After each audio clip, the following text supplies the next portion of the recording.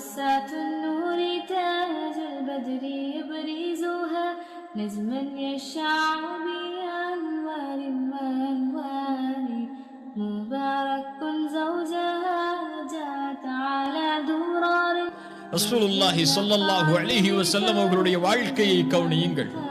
13 ஆண்டு கால மக்காவுடைய வாழ்க்கையில் அல்லாஹ்வுடைய தூதருடைய கிப்லா பைத்துல் மக்திஸ்.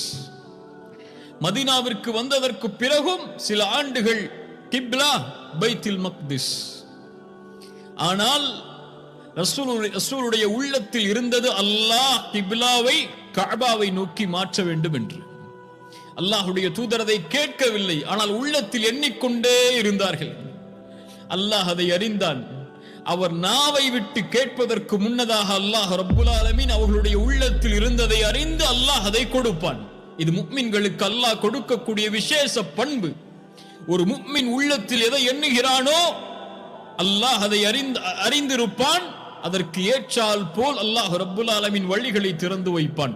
அல்லாஹ் சொல்கிறான், கேளுங்கள். சூரத்துல் பக்கரா 144வது வசனத்தில், கத் நரா தகல்லுப வஜ்ஹிக ஃபிஸ் ஸமா, உங்களுடைய பார்வை அடிக்கடி வானத்தை நோக்கி திரும்புவதை நாம் பார்க்கிறோம். ஃபலனுவல்லியன்னக கிப்லத்தன் தர்தாஹா, நீங்கள் எதை விரும்பினீரோ, நீங்கள் எதை பொருந்திக் கொள்வீரோ அதை கிப்லாவாக மாற்றி உங்களுக்கு நான் கொடுக்கிறேன். இன்றிலிருந்து நீங்கள் உங்களுடைய கிப்லாவை ஆக்கிக் கொள்ளுங்கள் மஸ்ஜிதுல் ஹராமை நோக்கி. அல்லாஹு அக்பர். அல்லாஹு கரீம். உள்ளத்தில் எண்ணுவதை அறிந்து கேட்பதற்கு முன்னாலும் அல்லாஹ் கொடுப்பான். அல்லாஹ் ரப்புல் ஆலமீன் அவனை பற்றி சொல்லக்கூடிய வசனத்தை மேலே கூறினேன். அல்லாஹ் சொல்கிறான், சூரத்துல் இன்ஃபிதார், உள்ளத்திற்கு நெருக்கமான குர்ஆனுடைய வசனம். அல்லாஹ் கூறுகிறான், யா அய்யுஹல் இன்சான் மா கர்ரக பிரப்பிகல் கரீம், அந்த கண்ணியமிக்க, அந்த அருள் பொருந்திய, நிறைவாக தரக்கூடிய அந்த ரப்பை விட்டு உங்களுடைய முகத்தை நீங்கள் திருப்பிக் கொள்வது ஏன்? உங்களை திருப்புவது எது மனிதர்களே? யா அய்யுஹல் இன்சான் மா கர்ரக பிரப்பிகல் கரீம், அவனை மறந்து வாழ்வது ஏன்? அவனை நினைவு கூறாமல் இருப்பது ஏன்? எது உங்களை திருப்புகிறது?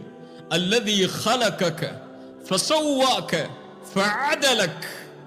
அல்லாஹு அக்பர்.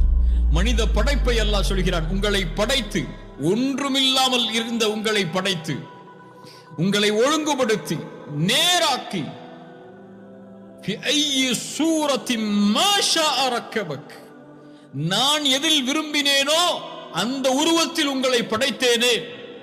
அதில் ஏதாவது குறை இருந்ததா? உங்களுடைய அமைப்பில் எதையாவது குறையாக நீங்கள் கண்டீர்களா? அல்லாஹு அக்பர். நீங்கள் கேட்டீர்களா உங்களுடைய உருவ அமைப்பை இப்படி ஆக்க வேண்டும் என்று? கொடுத்தவன் யார்? நீங்கள் கேட்காமல் உங்களுக்கு கொடுத்தேன்.